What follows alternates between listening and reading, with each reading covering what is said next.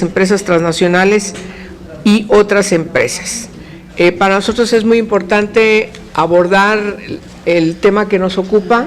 Sea usted bienvenido al Senado de la República, ya que desde nuestras comisiones hemos estado impulsando los distintos tratados en materia de derechos humanos que tienen que ser armonizados en el marco jurídico de nuestro país.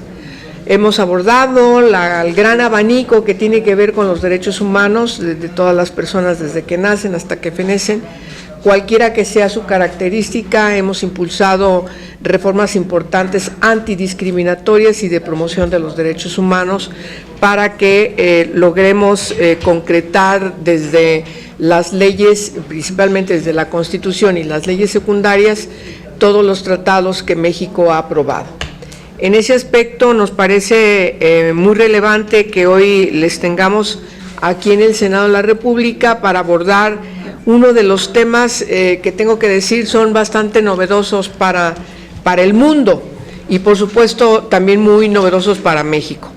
El lograr que los principios que tienen que ver con la promoción de los derechos de todas las personas, particularmente los que tienen que ver con las empresas nacionales y otras empresas, la promoción de los derechos humanos de quienes participan en estas empresas y no sufren ningún tipo de discriminación y pongan en una relevancia a todas estas empresas como un ejemplo a seguir por otras que todavía pudieran tener resistencias o que quisieran pensar que no hay que incluir este enfoque de derechos humanos en las empresas. Nos parece muy relevante que Naciones Unidas esté trabajando desde este grupo de trabajo y sobre todo en el diseño de estos principios.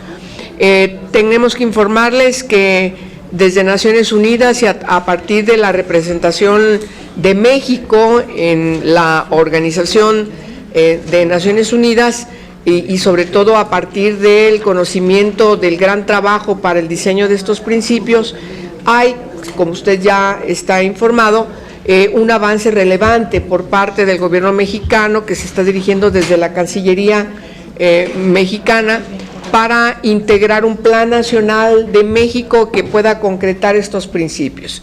Sabemos perfectamente bien que en el ámbito de la vinculación con los tratados internacionales,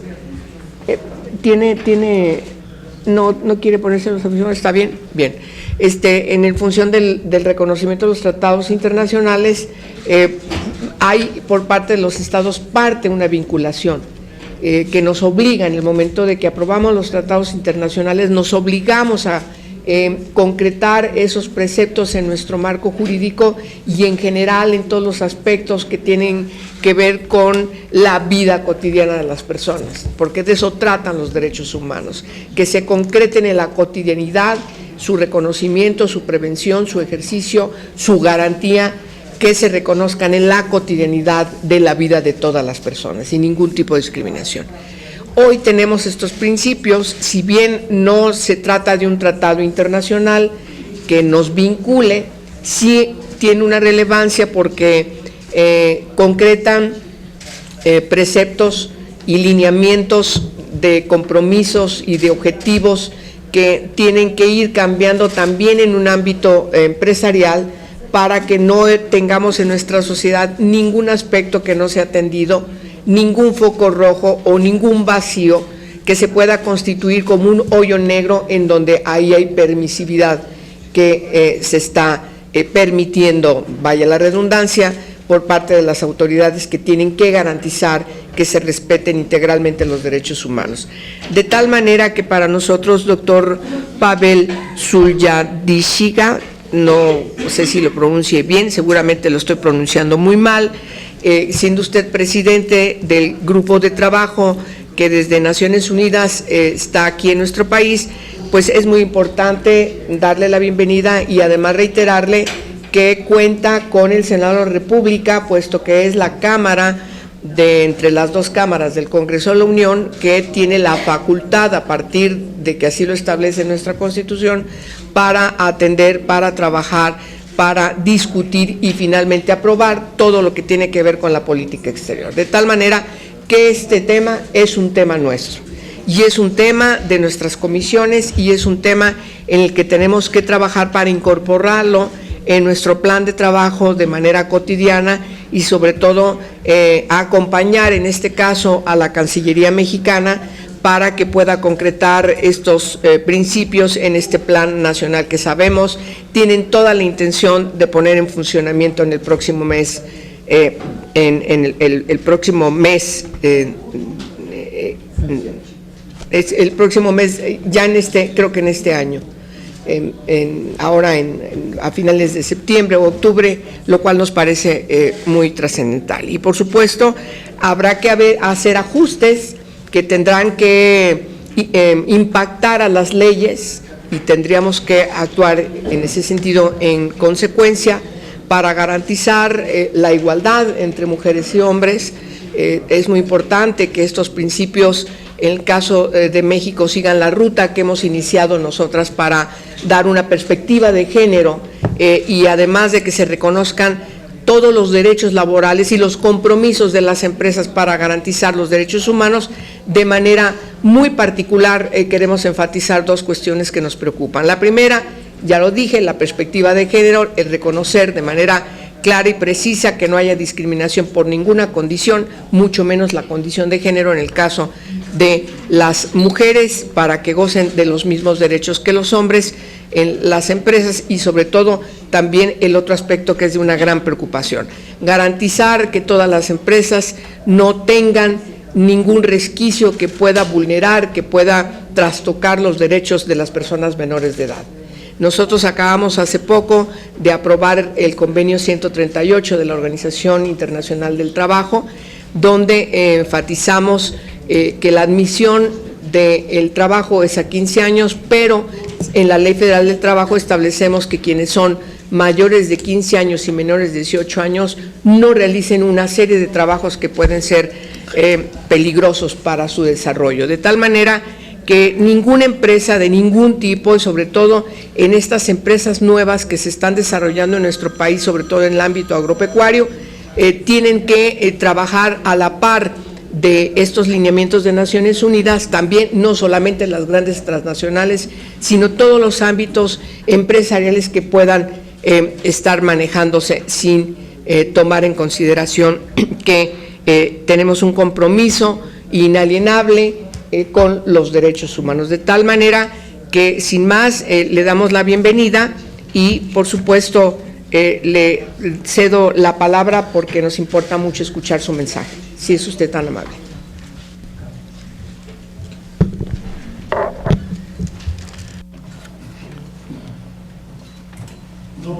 Buenos días. Muchísimas gracias por la posibilidad que nos brindan de reunirnos con ustedes, un órgano tan importante del poder estatal, para poderles informar de quiénes somos, por qué estamos aquí, lo más importante, intercambiar opiniones sobre el tema que nos preocupa tanto a ustedes como a nosotros. Me llamo Pavel Sulianziga, soy el presidente del grupo de trabajo. Mi apellido se pronuncia correctamente en mi idioma natal, se pronuncia Pavel Sulendiga, persona que no le gustan los astutos. Yo soy representante de los pueblos indígenas de Rusia y me acompaña mi colega Dante Peche, y nos acompañan también nuestros colegas de la Oficina del Alto Comisionado de las Naciones Unidas de Derechos Humanos, tanto de Ginebra como de México. Nos ayudan a realizar nuestro mandato. Nuestro grupo de trabajo fue fundado en 2011, después de que las Naciones Unidas hayan aprobado los principios rectores. Y se nos encomendó la misión de promover esos principios rectores en la vida real. En el marco de nuestro mandato realizamos visitas a los países invitados por los gobiernos nacionales. Actualmente justamente estamos en México, invitados por el gobierno de México, hecho que les agradecemos muchísimo.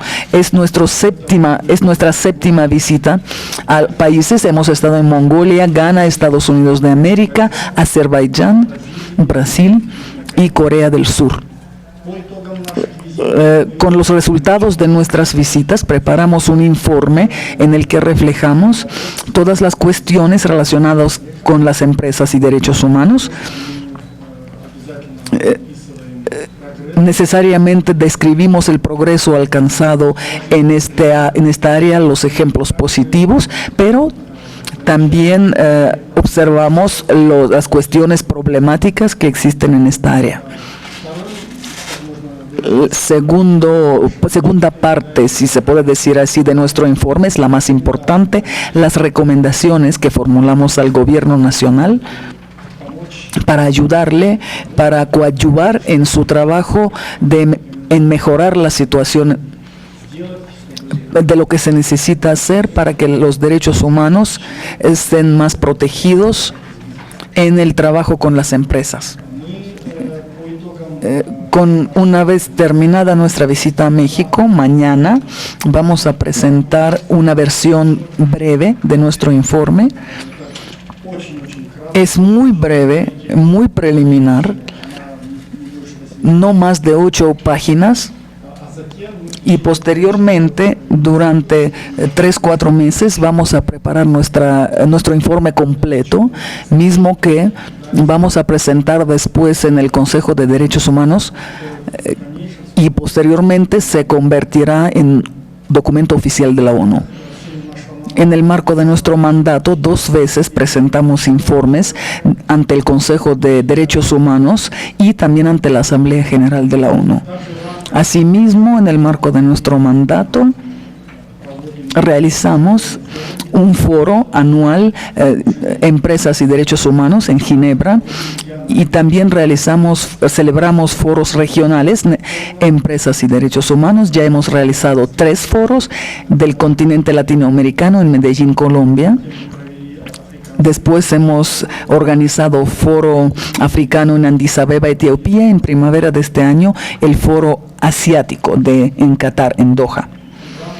En el marco de nuestra visita a México, nos reunimos con todas las partes interesadas, participantes de este proceso. En primer lugar, con instituciones del gobierno, con las empresas, con la sociedad civil, con los pueblos indígenas, con las comunidades que son afectados por los problemas de la actividad económica de las empresas. En estos días hemos visitado también estados mexicanos, lo cual para nosotros fue un desafío, en cierto modo, pero fue muy interesante reunirnos con las personas para tratar estos temas. Y lo que es muy importante destacar para nosotros es que México empezó ese proceso de trabajo sobre el Plan Nacional de Acción. Nos hemos reunido con el Ministerio de Gobernación, con la Secretaría de Gobernación, que es la que lidera este proceso. Nos reunimos con el grupo de trabajo intersecretarial que está dedicado, y nos parece que es un proceso muy constructivo, interesante, y también esperamos poder coadyuvar en ese trabajo de crear el Plan Nacional de Acción por parte de nuestro grupo de trabajo. Ahora quisiera cederle la palabra a mi colega Dante.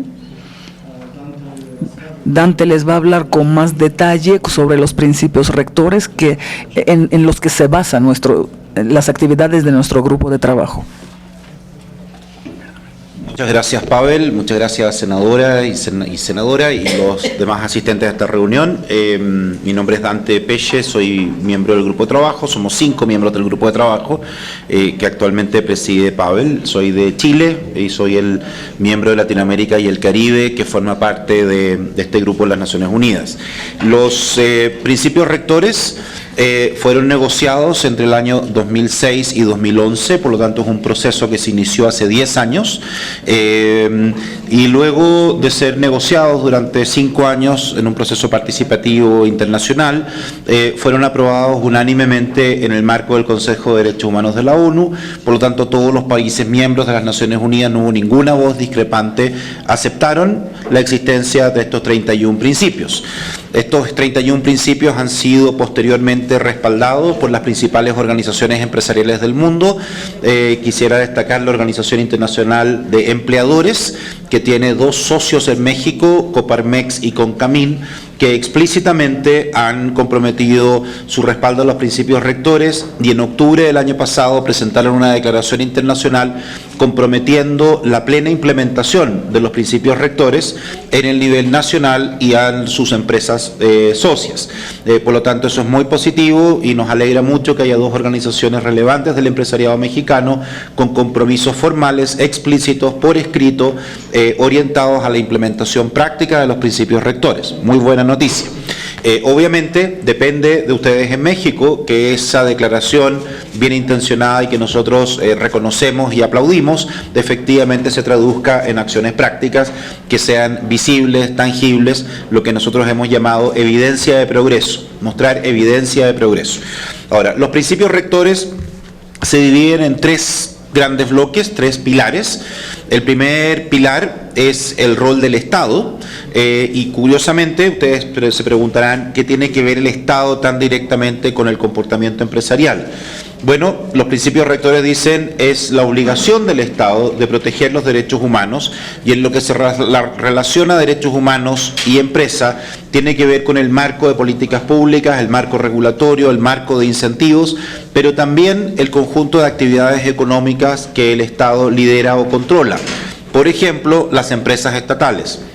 Y las empresas estatales se incluyen dentro de las obligaciones del Estado bajo el principio número 4, que dice se espera que hagan un esfuerzo adicional. Uno de los 2 informes que hemos hecho, que vamos haciendo anualmente, el último presentado es ¿qué significa hacer un esfuerzo adicional? Lo presentamos en junio en el marco del Consejo de Derechos Humanos, y lo que se espera es que las empresas estatales expresen la voluntad política del Estado y del gobierno en materia de derechos humanos y empresa. Es decir, antes de predicar o regular o exigir a los privados, practicar en casa.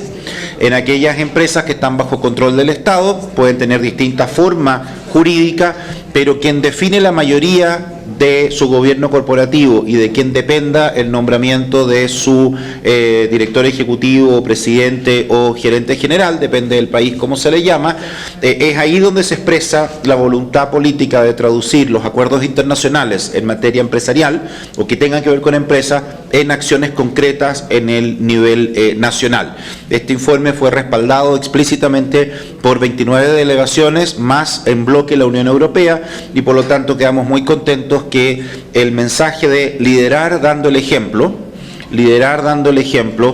haya sido aceptado. Hay otros espacios que también tienen que ver con el Estado como el principal comprador de productos y servicios en un país, como el ente que regula la atracción de inversiones, los resguardos que se toman en materia de proyectos de inversión empresarial, en materia ambiental, en materia social, particularmente derechos humanos desde nuestro punto de vista. Es el Estado el que promueve las exportaciones, respalda a asociaciones exportadoras, establece el marco regulatorio, hay sectores regulados de la economía y por lo tanto hay un muy importante rol. El principal rol en materia de derechos humanos y empresa tiene que ver con las acciones que toma el Estado para que las empresas efectivamente respeten los derechos humanos. Y si usted me permite, senadora, en lo que usted acaba de mencionar sobre igualdad de género, no discriminación, obviamente quien debe dar ejemplo son las empresas estatales. Deben ser los champions en igualdad de género y no discriminación, porque de acuerdo a nuestro planteamiento, que ha sido ampliamente respaldado, es donde el Estado y su institucionalidad demuestra la voluntad política de traducir en algo concreto lo que declara en el nivel legislativo o a nivel de compromisos políticos formales, y ahí es donde se muestra hasta qué punto la voluntad existe de traducir las buenas intenciones, que obviamente no las ponemos en ninguna duda, en acciones concretas. Y a partir de ese punto se gana la autoridad para regular o para incentivar al sector privado a seguir el mismo camino, ¿sí? El segundo pilar sobre los principios rectores es la responsabilidad empresarial de respetar los derechos humanos. El Estado tiene la obligación de proteger, las empresas tienen la responsabilidad de respetar. Por lo tanto, insisto, el nivel superior de exigencia es al Estado mismo, que es el que ha suscrito este compromiso a través de su gobierno.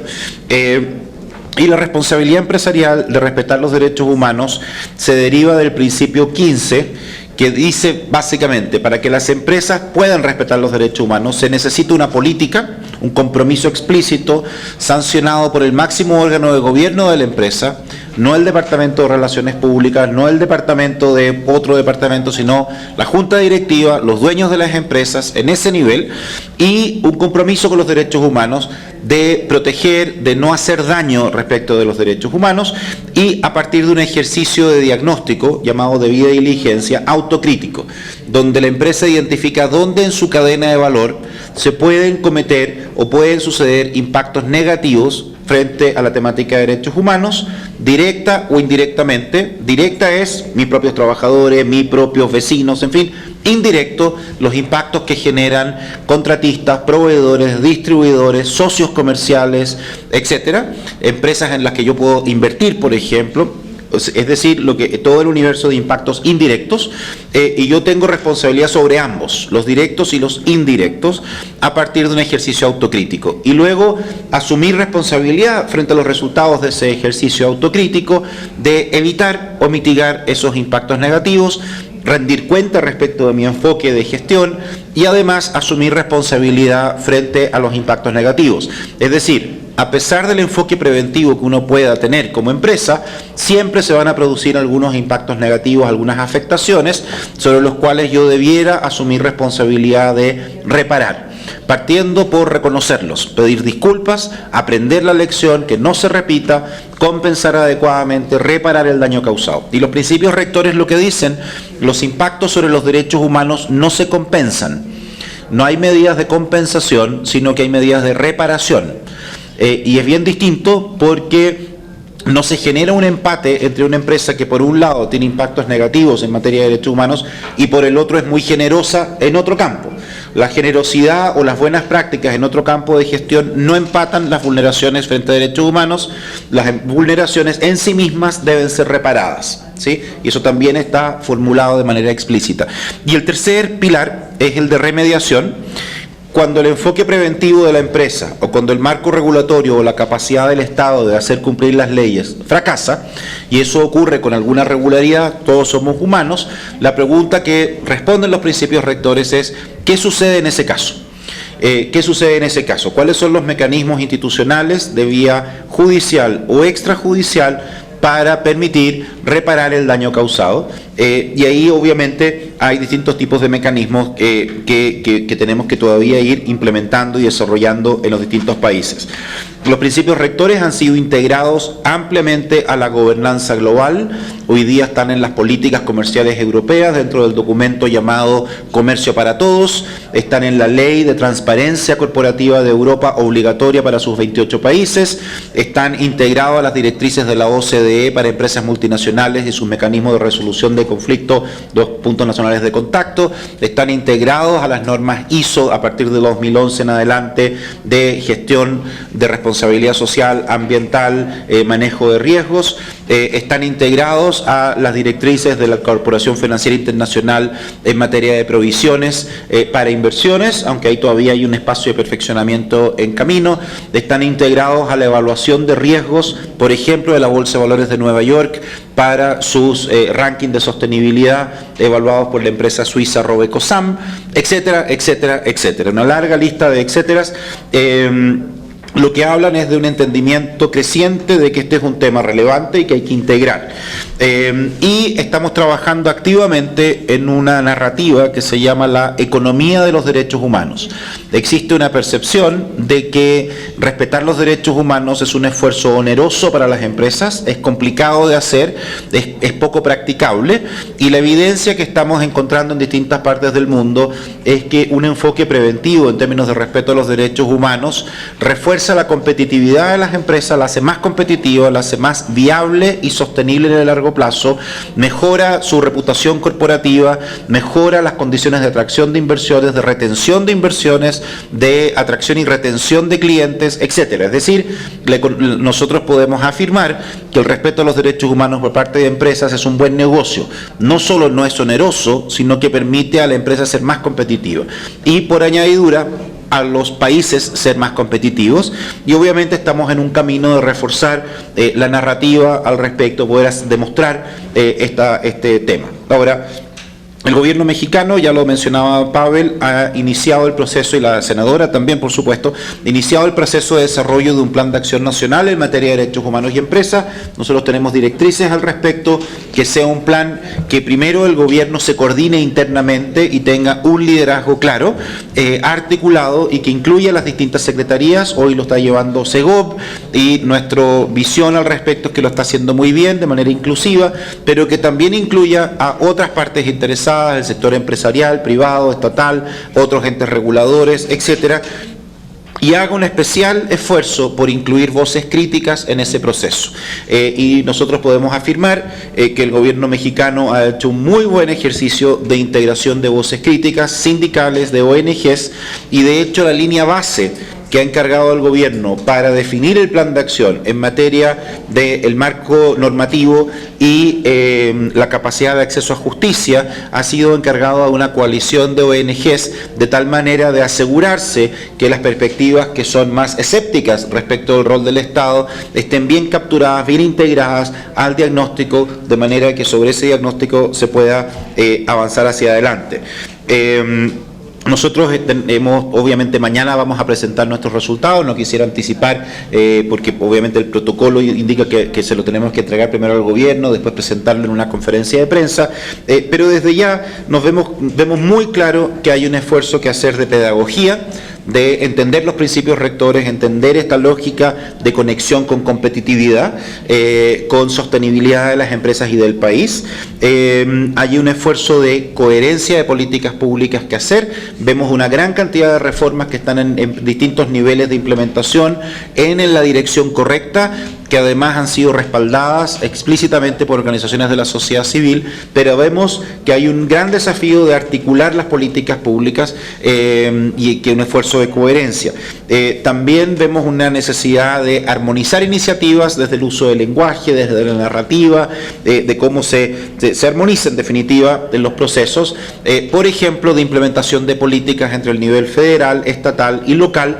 Hay áreas grises en distintos niveles, lo que genera espacios para insuficiente respeto o para un desempeño subóptimo tanto de empresas como de las propias autoridades. Obviamente desde el punto de vista político se necesita hacer un esfuerzo para integrar y conectar las dimensiones sociales, la política del Estado en general, el plan de desarrollo nacional y la dimensión económica. Las secretarías relacionadas a las dimensiones económicas, obviamente, que estén sentadas dialogando conjuntamente, y hemos identificado varios espacios donde se necesitan cambios culturales, que obviamente eso no es tan fácil de corregir. Hemos visto una cierta tradición y cultura en el que los proyectos de inversión tienden a ser impuestos de manera algo autoritaria, sin una cultura de diálogo y de conciliación o en la fase de diseño de los proyectos, que obviamente no es tan fácil de corregir eso porque la cultura de diálogo social en general no está bien instalada en la práctica cotidiana, especialmente en los países en desarrollo, todos, unos más, otros menos. También hay una tradición empresarial de insuficiente transparencia, especialmente en lo que se refiere a impactos negativos. Los impactos positivos se tienden a transparentar a través de informes de responsabilidad social, pero se tienden a omitir los impactos negativos y de cómo la empresa se hace responsable de ellos.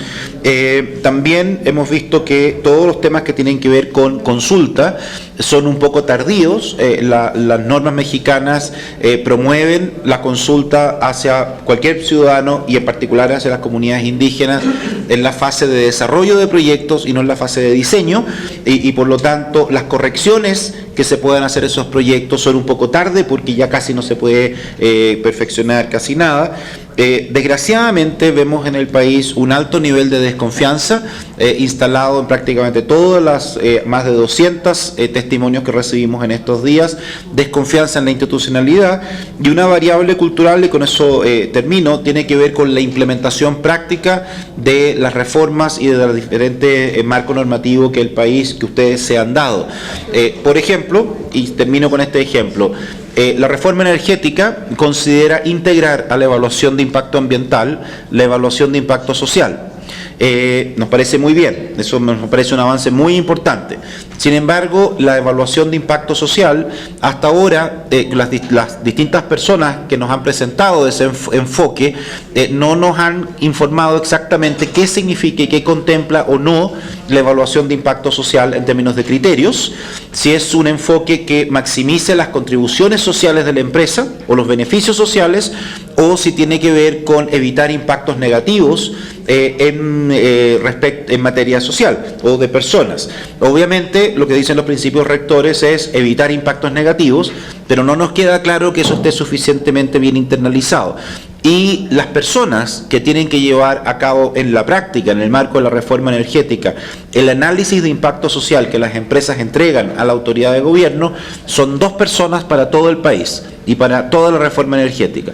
Eso nos parece increíblemente insuficiente, porque si bien la reforma avanza en un camino muy adecuado y que incorpora explícitamente la noción de impacto social temprano, la capacidad que tienen las propias personas que hacen el trabajo práctico se ve superada absolutamente por no estar bien dotada de las herramientas prácticas para poder implementar las políticas. Entonces, ese es más o menos el tono de lo que vamos a presentar mañana. Obviamente, primero lo compartimos con el gobierno, las autoridades de que nos han invitado, luego en una conferencia de prensa y, como decía Pavel, unos meses después lo vamos a complementar. Obviamente hay un espacio importante para que el Poder Legislativo actúe, corrigiendo brechas y áreas grises o imprecisiones que pueda haber en el marco legislativo, tanto desde el lado de las regulaciones y los incentivos hacia el empresariado, las prácticas empresariales, como también del acceso a remediación o justicia. En ambos campos obviamente va a haber espacio para la mejora y ahí va a depender de ustedes que eso lo puedan llevar adelante. Muchas gracias por su tiempo nuevamente. No, muchas gracias, Dante Pesce. Es un apellido italiano, se pronuncia Pesce, Pesce, pero como le resulte mejor. No, yo estoy debe acostumbrado a que lo digan de muchas Dante maneras, Pesce. así que no me importa. Sí. Muchas gracias por la explicación de los principios y también muchas gracias por el proceso que ustedes están llevando a México. Estaremos atentas a los resultados que den oficialmente de esta visita y sobre todo que pongan exactamente en la letra cuáles son los avances y cuáles son los pendientes y las recomendaciones que hacen al gobierno mexicano, y por supuesto nosotros como parte de uno de los poderes de la Unión haremos lo que nos corresponde. Voy a darle la palabra a la senadora Diva Adamira Gastelum, que es presidenta de la Comisión de Igualdad y además secretaria de la Comisión de Derechos Humanos. Por favor, senadora, si es tan amable. Muchas gracias, muy buenos días. Muchas gracias, doctores Pavel y Dante, por estar en este encuentro en el Senado de la República. Es muy ilustrador el trabajo que ustedes realizan y me parece que la palabra correcta que ha dicho la senadora Angélica de la Peña es lo novedoso del tema, lo novedoso de ponerlo en la mesa, porque ese tema ha existido por siempre.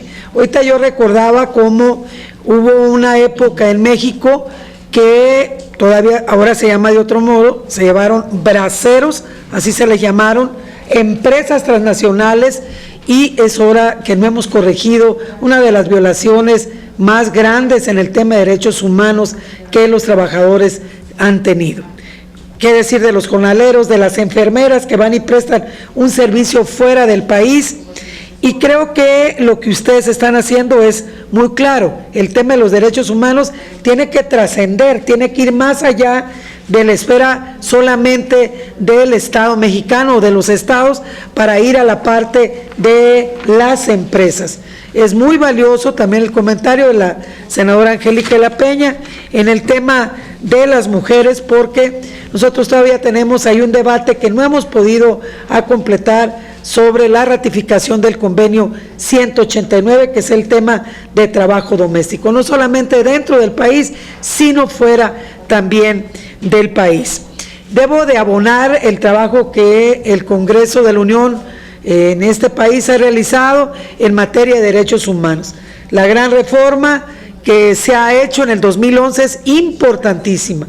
El avance que tuvimos es valioso, pero más aún en noviembre del 2012, incluir también el tema laboral. Entonces creo que estamos en el camino correcto, en el ánimo que ustedes han marcado, en la evidencia del progreso, como usted ha dicho, doctor Dante, de hacer un esfuerzo nacional. Ahorita cuando ustedes comentaban, Angélica y yo platicábamos, cómo la discriminación ha permeado fuertemente en el sistema camaral de este país. Cómo las mujeres, hay un caso muy sonado en Baja California, donde a la vicepresidenta le dijeron, tú estás exactamente solamente para tomar la foto y ver que eres la única mujer en un grupo de más de 30 varones en una cámara local. El tema camaral, como ustedes lo han nombrado aquí, Coparmex, una de las cámaras más importantes de este país, tenemos que cambiar esa estructura discriminatoria y esas prácticas de derechos humanos tienen que ser la forma cotidiana de conducirnos. Por eso su presencia aquí en el Senado de la República es enormemente de valía, porque poner en la mesa, repito, el tema de los derechos humanos en las empresas transnacionales y otras empresas, como así se nombra este encuentro, tiene un gran significado para quienes creemos que los derechos humanos hoy es la materia que tiene que estar más respetada, más visibilizada, porque es la concordia, es la armonía entre hombres y mujeres, entre los pueblos, entre las naciones. Sean ustedes bienvenidos, bienvenidas a este Senado de la República, que también es su casa. Muy buenos días. Pues muchas gracias. ¿Gustan ustedes tener alguna otra participación? Pavel. No, bien.